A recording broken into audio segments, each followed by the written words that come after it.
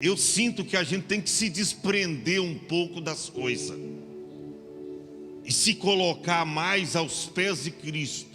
Daí você já está entendendo o porquê desta palavra nesta noite.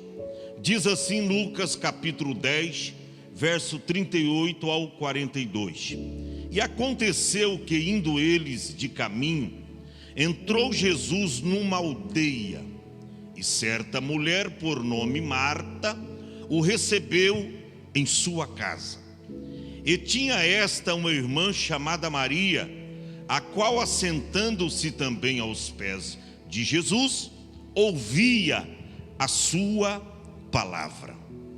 Marta, porém, andava distraída em muitos serviços. Então, aproximando-se, disse: Senhor, não se dá que minha irmã me deixe servir só. Dize-lhe que me ajude. E respondendo Jesus, disse-lhe: Marta, Marta, estás ansiosa e afadigada com muitas coisas, mas uma só é necessária, e Maria escolheu a boa parte, a qual não lhe será tirada. Diga amém. Glórias a Deus. Podeis tomar assento neste mesmo espírito, adorando ao Senhor. Nós temos um tema para você se inteirar daquilo que Deus colocou no nosso coração para vos falar nesta noite e compartilhar aquilo que Deus propôs ao nosso coração. Como ter o coração de Maria vivendo no mundo de Marta. Vou recapitular: como ter o coração de Maria vivendo no mundo de Marta. Escute bem isto. Em janeiro agora de 2022, eu estarei completando 40 anos ininterruptos de serviços prestados a Deus. Ou seja, em outras palavras, 40 anos de pastoreio servindo ao Senhor na igreja. E eu me lembro que desde o primórdio, sendo obreiro novo, eu me lancei totalmente aos serviços de Deus. Eu queria sempre oferecer o melhor para Deus. E eu sempre tive esta intenção: olha, Deus merece o meu melhor. E eu me desgastava. Sendo jovenzinho, nós começamos a fazer a obra. O Matias nem era nascido e a gente estava fazendo a obra de Deus e se desgastando. E eu me lembro que no começo a gente não tinha uma ajuda pastoral, um salário. Eu trabalhava no pau de arara. Talvez tem pessoas aqui que nem sabem o que é isso. Eu trabalhava como um boia fria. Pegava caminhão às 5 horas da manhã e entrava no caminhão, e eu, a pastora Ruth, já pastores, a gente ia apanhar algodão, a gente ia capinar laranja, a gente ia colher café, e éramos pastores da igreja, mas para ajudar no sustento da obra do Senhor, a gente fazia de tudo. E fazia sempre sem reclamar. Até hoje, tudo que eu faço para Deus, eu nunca reclamo. Ó Senhor, mas não, e nem para a igreja eu falo. Às vezes tem falta de muitas coisas, mas eu nunca chego no púlpito aqui. Vocês nunca vão me ver aqui chorando, choramingando, dizendo: ó, a coisa está assim, está difícil. Não, eu sempre acredito nas providências divinas. Mas eu me dedicava tanto que às vezes eu me lembro que uma época eu fui um pouco mais habilidoso. Aí eu saí do trabalho braçal e eu fui trabalhar, aprendi com meu sogro, que era construtor. Eu fui trabalhar de pedreiro, mas comecei como servente de pedreiro. Então logo eu aprendi a profissão. E aí comecei a pintar, aprendi também na área da pintura. Eu já comecei a pegar o meu serviço próprio. Aí eu já trabalhava, mas eu me lembro que em uma dessas cidades, a cidade de Baguaçu, no interior de São Paulo, que naquele tempo nem cidade completa era um distrito, é uma cidadezinha, não era nem município. E eu saía de casa às 5:30 da manhã, e tinha uma estrada de 12 quilômetros até a pista, e é só lá na pista que passava o ônibus. E eu andava aquele percurso todos os dias, das 5 da manhã, para pegar lá às 7 horas da manhã, mais ou menos. O ônibus passava 10 para 7. Eu pegava, fazia aquele sacrifício todo, andando a pé. Às vezes quando alguém, de manhã era difícil pegar uma carona, no retorno sim, às vezes eu pegava alguma carona, mas eu andava todo aquele percurso, pegava o ônibus na pista às 10 para 7 da manhã, chegava em Olímpia por volta ali, um pouco antes das 8 horas, e aí era um dia de batente, de trabalho, de labor. Voltava às 5:30 para a rodoviária, pegava o ônibus de volta, chegava às 6 horas lá no ponto aonde eu descia, aonde eu estava sempre pegando o ônibus. E aí eu corria, eu não andava, eu corria para chegar até em casa. Eu morava no fundo da igreja, para tomar um banho relâmpago, assumir a tribuna para dirigir cultos. Pastor, por que o senhor está falando isso? Eu vou estar falando sobre serviços. Por quê? Mas é para Deus. Glória a Deus. Era para Deus tudo aquilo que eu estava fazendo. Só que daí a algum tempo Deus foi me revelando a necessidade de estar na sua presença em um tempo hábil. E eu fui questionar com Deus, Caio. Eu disse: Senhor, o Senhor sabe que tudo que eu estou fazendo é pela família, é pela igreja. Eu estou trabalhando quase 18 horas, Senhor, por dia, para fazer a tua obra, e cuidando da igreja, e cuidando da minha família. Tudo que eu estou fazendo é para ti.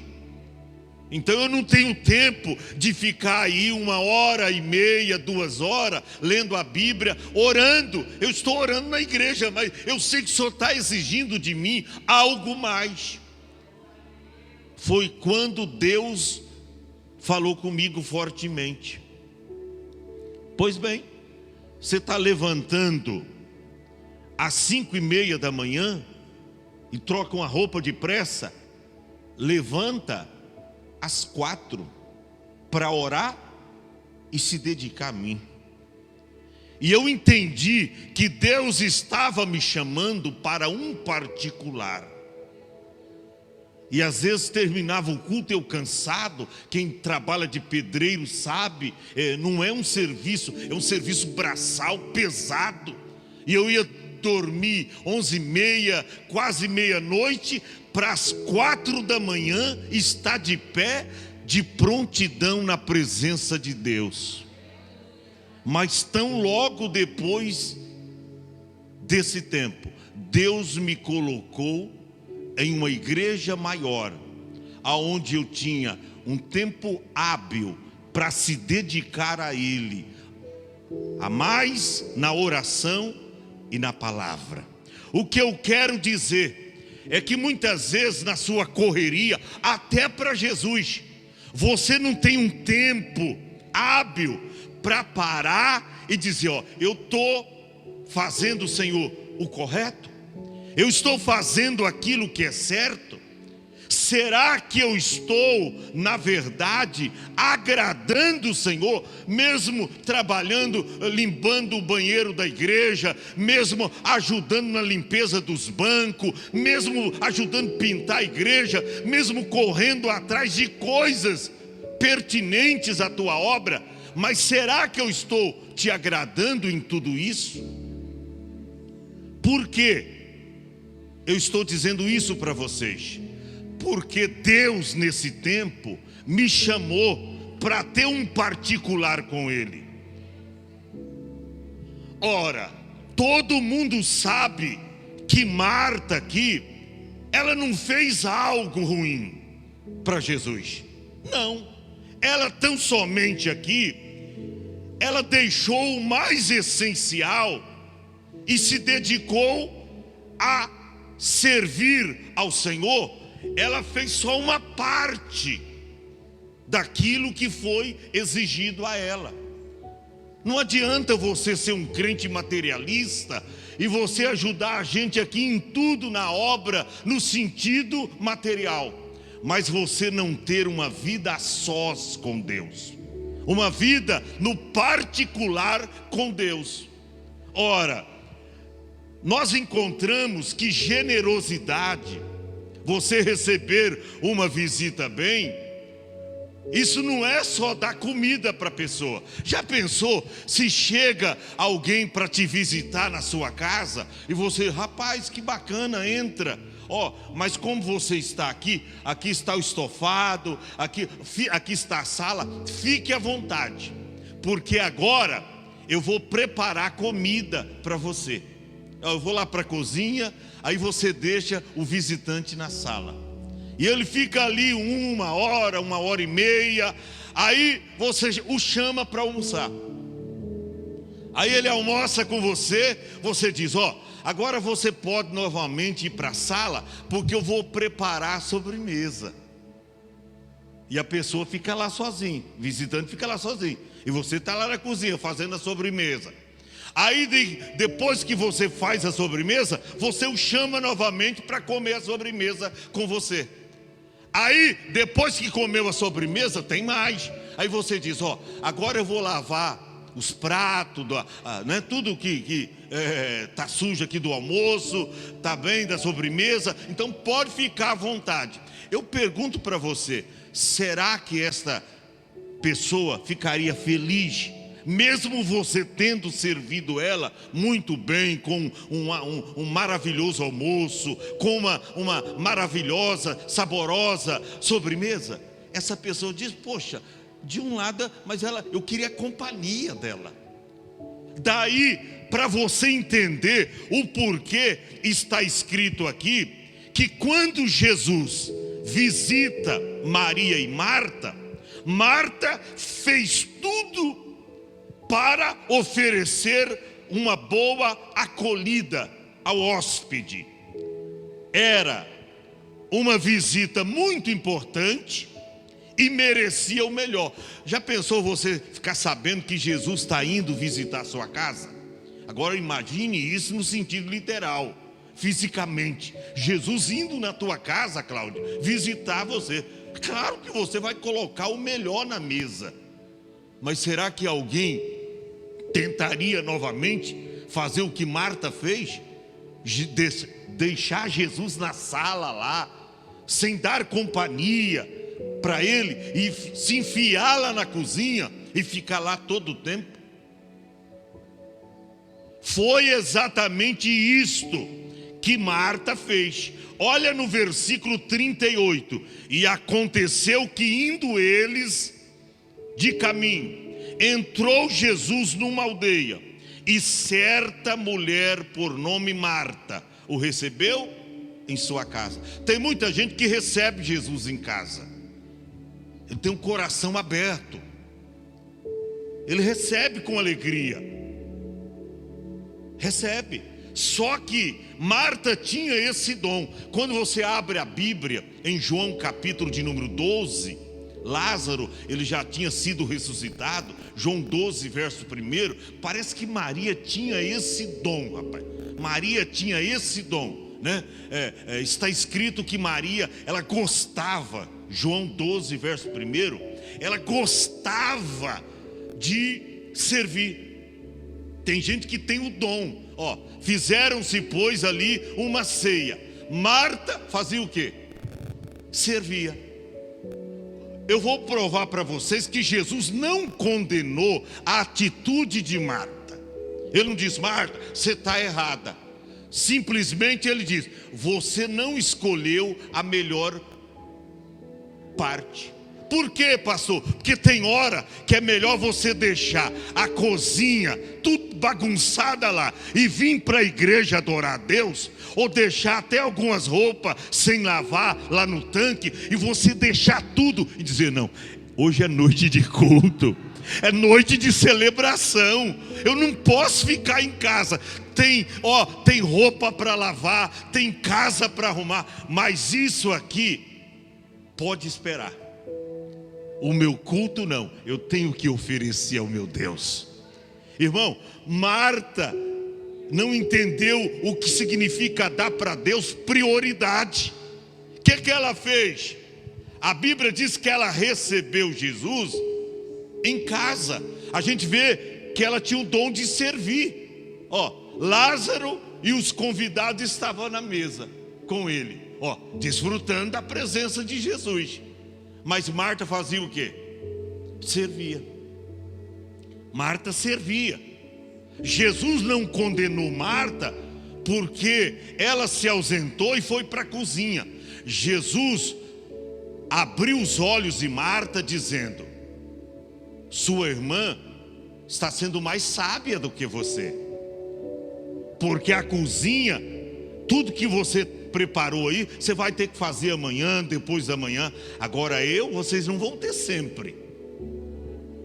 Saiba desfrutar, irmão, de um culto como este.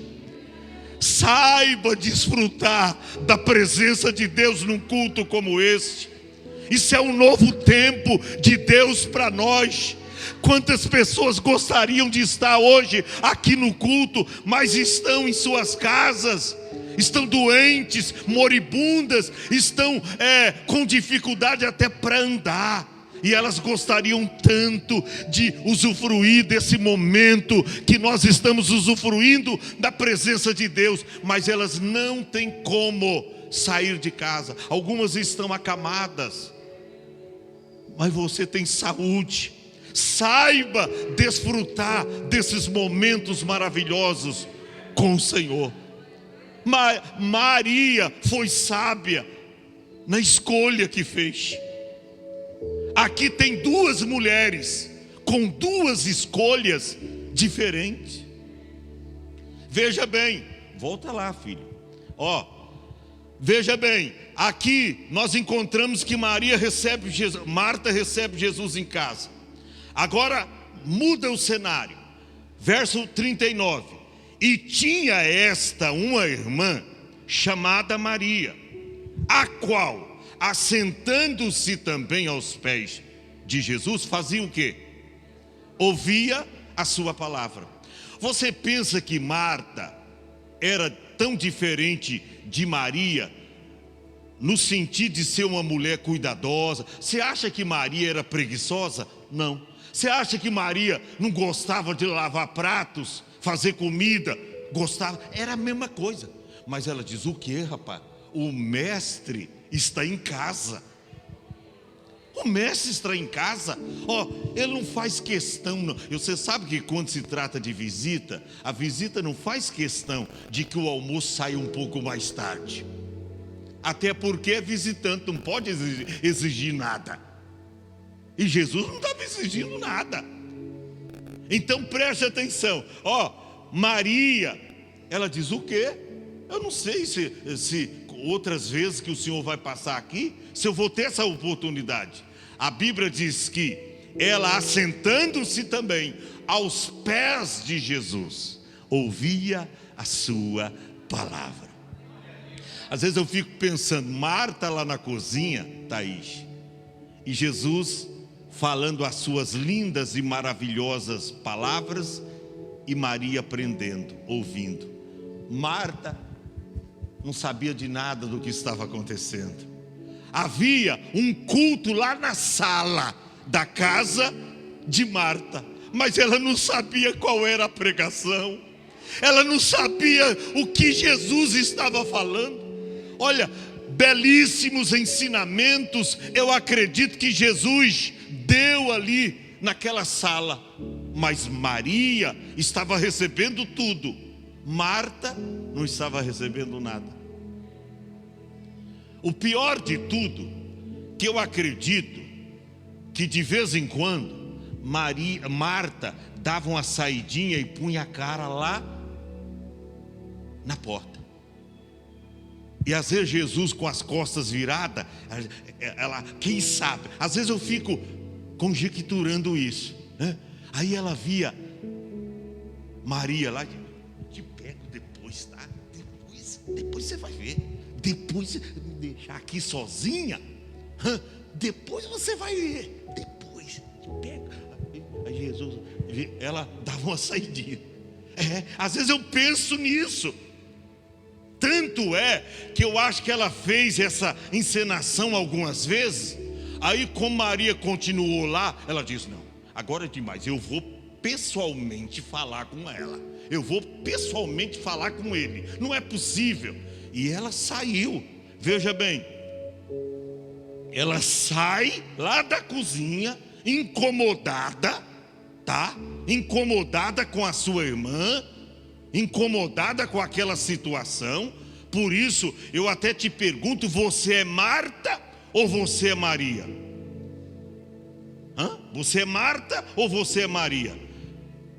Com qual delas eu me pareço?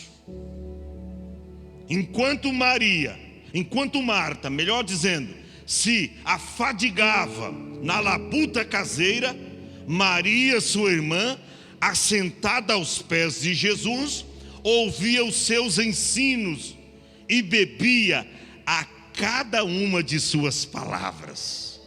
Oh, irmão, isso é tremendo, tá? Isso é tremendo, isso é transformação da realidade por meio de uma ação prática, tá? Isso é maravilhoso. Como Maria teve esse discernimento. E chega o ponto, no verso seguinte, verso 40, está escrito: Marta, porém, andava distraída. Tem muitos cristãos por aí andando distraídos. Tem alguns até distraídos na igreja. O que o pastor pregou hoje? O que o pastor falou? Porque ele desvia a sua atenção da palavra. Ele não segue o raciocínio do pastor. Porque se você ficar atento, você vai entender. Não é só Deus me usando a Thaís, usando a pastora Ruth, usando o Cláudio, usando o Eduardo, usando o Milton, usando qualquer um de nós para falar a palavra. Você vai entender. Porque sempre Deus fala nesse altar. Sempre Deus fala nesse lugar. Mas quantas vezes nós estamos andando como Marta, distraídos? E a Bíblia fala no quê? Com muitos serviços. O que é serviços? Afazeres. Ah, pastor, sabe por que eu não estou indo para os cultos? Tem muita coisa, estou tendo uma reforma em casa, pastor. O esposo está fazendo uma reforma em casa e olha, não tem tempo, é tanta poeira, pastor, é tanta coisa para arrumar. Deus sabe, e a gente vai fazendo aquelas desculpas esfarrapadas. Deus sabe, né, que eu estou cuidando da casa, e Deus gosta tudo limpinho, tudo bonitinho, porque para Deus, para Deus não, é para você. Muda a versão, é para você, é para você. Deus quer tudo limpinho, tudo bonitinho, mas Deus quer também o teu coração limpo e não, preocupado com as coisas dessa vida. Jesus quer o teu coração para Ele. Como viver, né? Ou como ter o coração de Maria vivendo no mundo de Marta. O nosso país hoje, irmão, é um país consumista. E nós nos tornamos materialistas. por conta própria, até porque a situação do país não é boa, é uma crise generalizada. Então se a pessoa não trabalhar, ela não come. Então tem que trabalhar todo dia, dia de labor, todo dia você tem que levantar cedo, não para. E se a gente não se aperceber disso, irmã Helena, e não dizer, meu Deus, eu não sou apenas corpo e alma, eu sou espírito também. Quando Deus fez o homem, Ele fez o homem numa tricotomia, uma triunidade, corpo, alma e espírito. O corpo, ele vai indo, ele puxa para as coisas materiais, porque ele faz parte do mundo material, que a alma vai gerenciando tudo. Mas eu tenho o espírito, e o espírito está anelante para servir a Deus, tá? O espírito está anelante para servir a Deus. Mas quantas vezes acontece o que Paulo ensinou, que há uma guerra em nós entre a carne e o espírito, e um opõe-se ao outro para que não façais o que quereis. A carne não quer que você corre para a igreja mesmo com seu corpo terráqueo, terreno, terrestre, cansado, e venha servir a Deus no templo. A carne não quer. Não, olha mais ou menos qual é o pensamento da carne. Não, rapaz, você trabalhou hoje o dia todo, foi 10, nem 8 horas foram 10 horas. Tem cuidado, tem dó de você, rapaz. Assim você vai se matar. Você quer tomar banho depressa, nem comer direito, já vai para a igreja? Pare, Deus sabe da sua necessidade. Calma, rapaz, calma, outro dia você vai. E aí você dá ouvido à carne. Por isso que Paulo diz que há uma guerra em nós, do espírito contra a carne. E quantas vezes você dá lugar à carne? E aí a Bíblia diz, não entristeçais o Espírito Santo, pelo qual estáis selados para o dia da redenção. O Espírito Santo entristece, porque você dá ocasião à carne e ela vence. E aí você diz, sabe o que é verdade, pai? Eu fui na quarta-feira passada, não, acho que foi na retrasada. Deus sabe, eu vou ficar essa quarta. Aí chega um outro dia de culto, a mesma história, a carne entra em ação. Então preste atenção, há uma guerra em nós.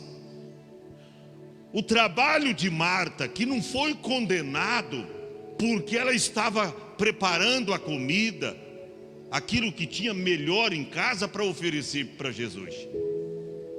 A gente não pode aqui achincalhar e bater em Marta. Todos nós temos que ter um pouco de Marta em casa, porque tem umas irmãs também, e tem algumas igrejas aí que segura as mulheres 24 horas por dia. Aí o maridão chega em casa, não tem comida para comer. Mas está lá trabalhando para Jesus. Não, aí não cuida de casa. Toda mulher tem que ter um pouco de Marta também na sua vida. Tem que cuidar do marido, cuidar dos filhos, cuidar da esposa. Mas a mulher prudente, eu preguei aqui no domingo passado, que toda mulher sábia, está em Provérbios 14, verso 1, toda mulher sábia edifica a sua casa. Ela sabe, ela tem um horário certo para levantar, ela corre aqui, hoje é dia de culto, então eu não posso me prender, eu tenho que fazer isso, tenho que fazer aquilo, eu tenho que deixar tudo preparado, a roupa para o marido, a comida pronta, porque chegou a hora do culto, ele toma banho, janta e a gente vai para a igreja servir a Deus.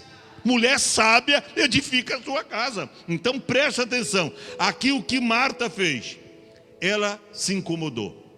E no versículo 40,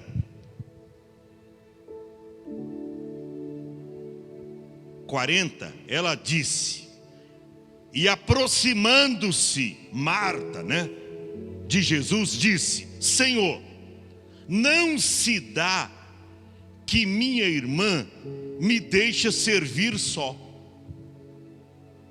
Olha aí.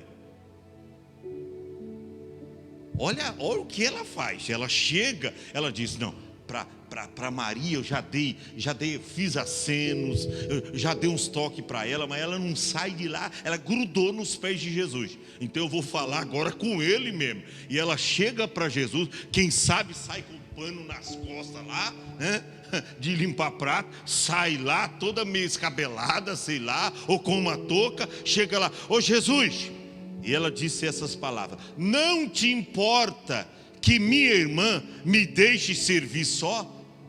Ô Senhor,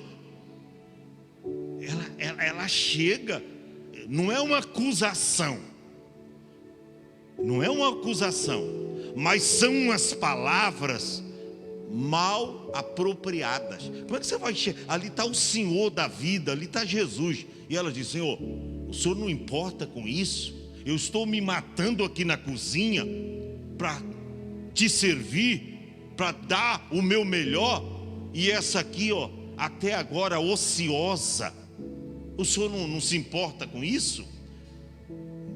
Aí, por que o Senhor não diz a ela: dize-lhe, pois, que me ajude? Jesus atende o pedido de Marta? Não. E respondendo, Jesus disse-lhe: Marta, Marta, estás ansiosa e afadigada com muitas coisas. Aí que está a diferença, irmão. É uma questão de prioridade. Serviço. Você, irmã, arruma a casa para o seu maridão, para os seus filhos, deixa a casa impecável. Deixa a casa impecável.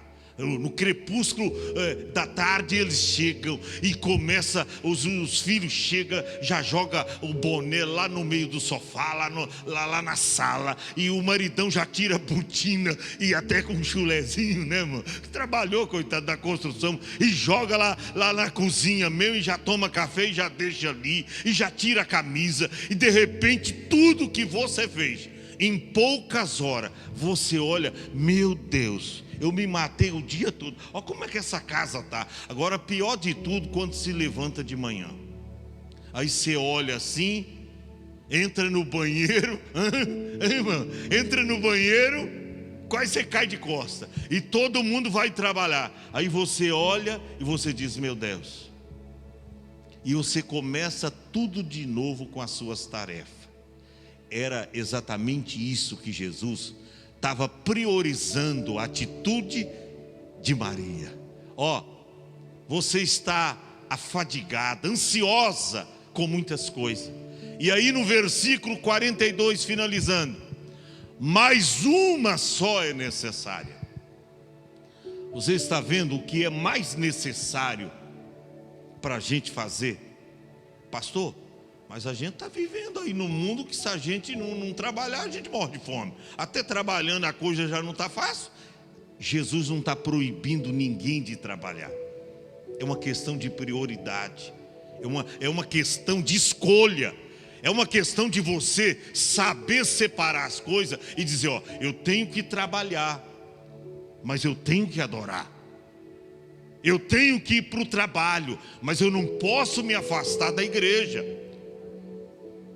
Eu tenho que fazer as coisas para mim, mas eu não posso abrir mão das coisas de Deus. Eu tenho que fazer para Deus.